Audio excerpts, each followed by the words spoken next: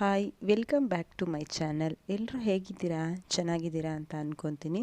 ನಾನಂತೂ ಸೂಪರಾಗಿದ್ದೀನಿ. ನಾನಿವತ್ತು ನಮ್ಮ ಅಮ್ಮನ ಮನೆಗೆ ಹೋಗ್ತಾ ಇದ್ದೀನಿ. ಕಾರಣ ಅಲ್ಲಿ ದೇವ್ರ ಹರಕೆ ಇದೆ.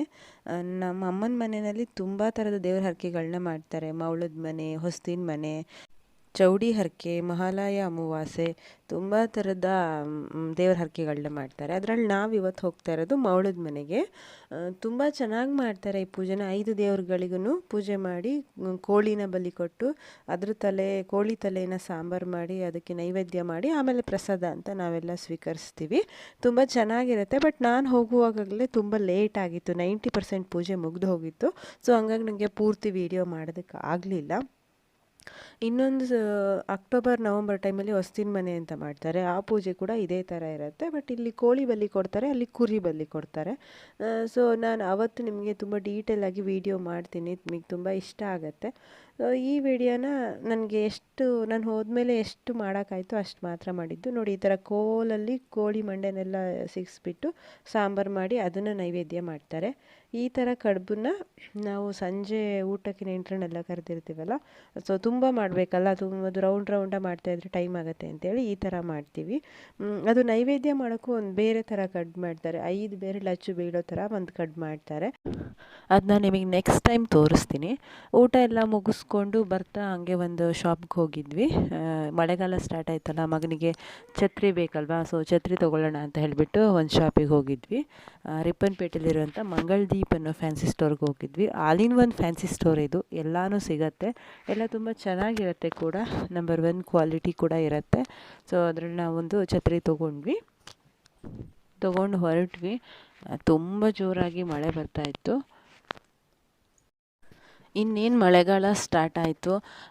ನಮ್ಮೂರ ಸೈಡಲ್ಲೆಲ್ಲ ಮಳೆಗಾಲ ಸ್ಟಾರ್ಟ್ ಆದರೆ ಸ್ಟಾರ್ಟಿಂಗ್ ಒಂದು ವಾರ ಚೆನ್ನಾಗಿ ಮಳೆ ಬಂದುಬಿಟ್ರೆ ಹತ್ತು ಮೀನು ಅಂತೇಳಿ ಹಳ್ಳಿ ಸೈಡವರಿಗೆಲ್ಲ ಗೊತ್ತಿರುತ್ತೆ. ಗದ್ದೆಗಳಿಗೆ ಮೀನು ಹತ್ತುತ್ತವೆ, ಹತ್ತು ಮೀನು ಅಂತ ಹೇಳ್ತೀವಿ. ಮಳೆ ಸ್ಟಾರ್ಟ್ ಆಯಿತು ಅಂದರೆ ಒಂದು ವಾರ ಆ ಮೀನನ್ನ ಹಿಡಿದು ತಿನ್ನೋದಕ್ಕೆ ಒಂಥರ ಖುಷಿ. ಹಾಗೆ ನಮ್ಮ ಮನೆಯಲ್ಲಿ ಕೂಡ ಹೋಗಿದ್ರು ನನ್ನ ಹಸ್ಬೆಂಡು. ಸ್ವಲ್ಪ ಮೀನು ಸಿಕ್ಕಿತ್ತು, ತೊಗೊಂಡು ಬಂದರು. ಅದನ್ನು ಸಾಂಬಾರು ಮಾಡಿ ತಿಂದ್ವಿ. ತುಂಬ ಚೆನ್ನಾಗಿರುತ್ತೆ, ಫ್ರೆಶ್ ಆಗಿರುತ್ತೆ ಮೀನು. ಅದು ಮುಗಿಸಾದ್ಮೇಲೆ ಮಳೆ ಬಂತು. ಆಮೇಲೆ ನಾವೆಲ್ಲ ಕಡೆ ಹೋಗಿ ಬಂದ್ವಲ್ಲ, ಥಂಡಿಗೋ ಏನೋ ಮಗಳಿಗೆ ತುಂಬ ಶೀತ ಆಗಿಬಿಟ್ಟಿತ್ತು. ನಿಮಗೆ ಗೊತ್ತಿರುತ್ತೆ, ಇದು ಸಾವಿರ ಸಾಂಬಾರು ಎಲೆ ಅಂತ ಹೇಳ್ತಾರೆ, ಸಾವಿರ ಸಾಂಬಾರು ಬಳ್ಳಿ ಅಂತ ಕೂಡ ಹೇಳ್ತಾರೆ. ಇದನ್ನು ಕೆಂಡದಲ್ಲಿ ಬಾಡಿಸ್ಬಿಟ್ಟು ಇದ್ರ ರಸ ತೆಗೆದುಬಿಟ್ಟು ಜೇನುತುಪ್ಪದ ಜೊತೆ ಬೆರೆಸಿ ಮಕ್ಕಳಿಗೆ ಕುಡಿಸಿದ್ರೆ ಶೀತ ಕಡಿಮೆ ಆಗುತ್ತೆ ಅಂತ ಹೇಳ್ತಾರೆ. ಮತ್ತು ಈ ಎಲೆನ ಬಾಡಿಸ್ಬಿಟ್ಟು ನೆತ್ತಿಯ ಮೇಲೆ ಇಟ್ಬಿಟ್ಟು ಟೋಪಿನೋ ಅಥವಾ ಬಟ್ಟೆನೋ ಕಟ್ಟಿದ್ರೆ ಇದು ಶೀತವನ್ನು ಹೀರತ್ತೆ ಅಂತ ಹೇಳ್ತಾರೆ. ಬಟ್ ಇದು ಎರಡನ್ನ ಮಾಡಿದ್ರೂ ನನ್ನ ಮಗಳು ಇಟ್ಕೊಳ್ಳಲ್ಲ. ತಲೆ ಕಟ್ಟಿದ್ರೆ ಕಿತ್ತಾಕೊಳ್ತಾಳೆ, ಇದು ಸಿರಪ್ ಮಾಡಿ ಕೊಡಿಸಿದ್ರೆ ಕುಡಿಯೋದೇ ಇಲ್ಲ, ಎಲ್ಲ ಉಗುಳು ಬಿಡ್ತಾಳೆ. ಸೊ ನೋಡೋಣ, ಅವಳು ಸ್ವಲ್ಪ ಬೋಂಡನೆಲ್ಲ ಇಷ್ಟಪಟ್ಟು ತಿಂತಾಳೆ. ಸೊ ಸಾವಿರ ಸಾಂಬಾರು ಎಲೆನ ಬೋಂಡ ಮಾಡಿ ಕೊಡೋಣ, ತಿಂತಾಳ ಅಂತ ಹೇಳಿಬಿಟ್ಟು ಕಟ್ ಮಾಡ್ಕೊಂಡು ಬಂದು ನೀಟಾಗಿ ತೊಳೆದ್ಬಿಟ್ಟು, ಅದು ನೀರೆಲ್ಲ ಇದ್ದರೆ ಎಣ್ಣೆಗೆ ಹಾಕಿದ ತಕ್ಷಣ ಹಾರತ್ತೆ ಅಂತ ಒಂದು ಕಾಟನ್ ಬಟ್ಟೆಯಲ್ಲಿ ನೀರನ್ನೆಲ್ಲ ಒರೆಸಿ ತೆಗೆದುಬಿಟ್ಟೆ.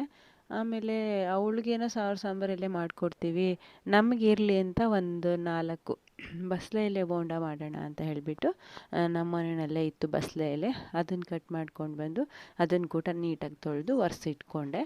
ಆಮೇಲೆ ಒಂದು ಆಲೂಗಡ್ಡೆನ ಕೂಡ ಹೆಚ್ಚಿಟ್ಕೊಂಡಿದ್ದೆ ಮಾಡೋಣ ಅಂತ ಹೇಳಿ. ನೋಡೋಣ, ಇವತ್ತೇ ಫಸ್ಟು ನಾನು ಸಾವಿರ ಸಾಂಬಾರು ಎಲೆದು ಬೋಂಡ ಮಾಡ್ತಾ ಇರೋದು. ಯಾರೋ ಹೇಳಿದರು ನನಗೆ, ಶೀತ ಆದಾಗ ಮಕ್ಕಳಿಗೆ ಮಾಡಿಕೊಡು, ತಿಂದರೆ ಒಳ್ಳೆಯದಾಗತ್ತೆ ಅಂತ ಹೇಳಿ. ಹಾಗಾಗಿ ಇವತ್ತು ಟ್ರೈ ಮಾಡ್ತಾಯಿದ್ದೀನಿ. ಮಾಮೂಲಿ ಕಡಲೆ ಹಿಟ್ಟು, ಖಾರದ ಪುಡಿ ಮತ್ತು ಉಪ್ಪು ಹಾಕಿಬಿಟ್ಟು ಮಿಕ್ಸ್ ಮಾಡಿಕೊಂಡೆ. ನಿಮಗೆ ಬೇಕಾದರೆ ಇದಕ್ಕೆ ಸ್ವಲ್ಪ ಸೋಡಾ ಪುಡಿ ಕೂಡ ಹಾಕ್ಬೋದು. ನಾನು ಮಕ್ಕಳು ತಿಂತಾರಲ್ಲ ಅಂತ ಹೇಳಿ ಸೋಡಾ ಪುಡಿ ಹಾಕಲಿಲ್ಲ. ಸೋಡಾ ಪುಡಿ ಹಾಕಿದ್ರೆ ತುಂಬ ಚೆನ್ನಾಗಿ ಉಬ್ಕೊಂಡು ಬರುತ್ತೆ ಅಂತ ಹೇಳ್ತಾರೆ. ನಾನು ಮಾಮೂಲಿ ಕಡಲೆ ಹಿಟ್ಟು, ಖಾರದ ಪುಡಿ, ಉಪ್ಪು ಹಾಕಿ ಮಿಕ್ಸ್ ಮಾಡಿ ಇಟ್ಕೊಂಡಿದ್ದೆ. ಆಮೇಲೆ ಅದಕ್ಕೆ ಅದ್ಬಿಟ್ಟು ಮಾಮೂಲಿ ಎಲ್ಲ ಹೆಂಗೆ ಮಾಡ್ತಾರೋ ಹಂಗೆ ಮಾಡಿದ್ದೆ. ಬೋಂಡಕ್ಕೆ ನೀವೆಲ್ಲ ಹೆಂಗೆ ಮಾಡ್ತೀರೋ ಹಾಗೇ, ಅದಕ್ಕೆ ಮಾತ್ರ ಎಲೆ ಮಾತ್ರ ಚೇಂಜ್ ಮಾಡಿದ್ದೆ ಅಷ್ಟೇ.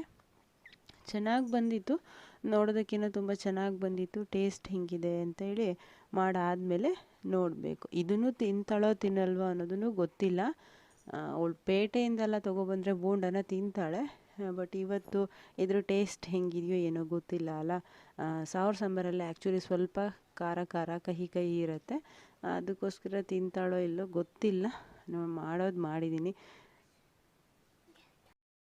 ತಿಂದಿಲ್ಲ ಅಂದರೆ ಇನ್ನು ಹಾಸ್ಪಿಟ್ಲಿಗೆ ಕರ್ಕೊಂಡೋಗಿ ತೋರಿಸ್ಕೊಂಡು ಬರಬೇಕು.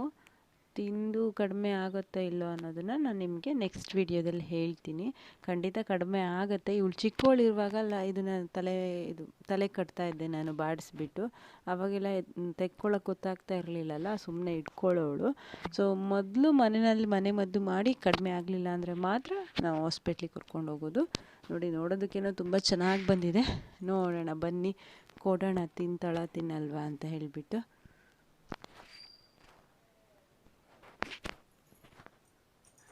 ಚಿನಿಮಾ ಇಲ್ಲಿ ನೋಡು, ಇಲ್ಲಿ ಚೆನ್ನಾಗಿದೆಯಾ?